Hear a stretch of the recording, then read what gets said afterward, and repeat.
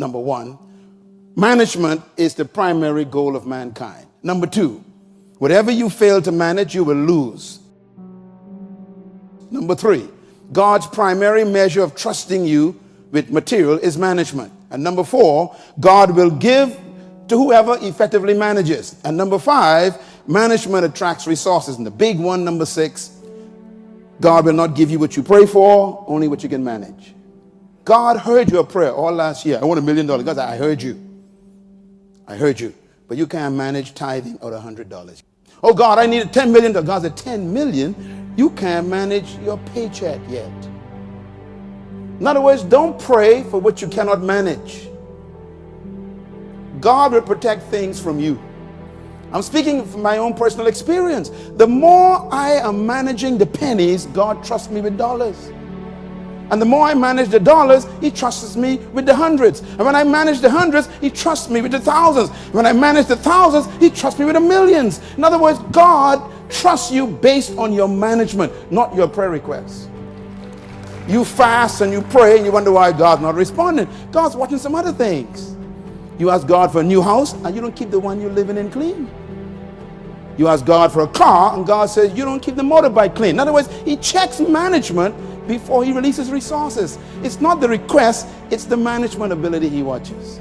Let me quote Jesus, if you cannot be trusted with little, who will trust you with more? In other words, it's so important for you to understand that management is more important than prayer. Because management determines whether your prayer gets answered. If you cannot be faithful over other people's property, who will give you property of your own? I'm quoting Jesus. If you cannot be faithful over what? Other people's property. The reason why God gives you a job is not because you're supposed to be there for the rest of your life. He sends you on other people's job to see how you manage other people's property. That includes the printing machine of those people, the paper clips you take home without asking, the pens you steal. He's watching everything. Going to work late, stealing other people's lunch hours, lying, say you're sick and staying home. God said, you can't manage the other people's time. How can I give you your own business? I want my own business. God said, you can't even keep a job. The reason why I gave you other people's property is to watch you to see if you can manage your own first. So once you prove you can manage theirs, then you know I'll trust you with your own, he says. Can you handle other people's money? Lawyers, contractors, don't get quiet on me now.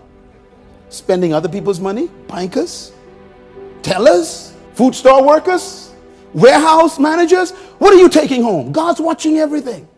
And if you can't manage other people's cans of beans in the warehouse, God will make sure you never own your own company. Management. Can I suggest to you then? Now, let me just say this very quickly. You were born to solve a problem, and you are God's response to a need that he created. In other words, you are the answer to a question God knew they would ask in your generation. Everyone came to earth to manage a problem, to solve a problem for humanity.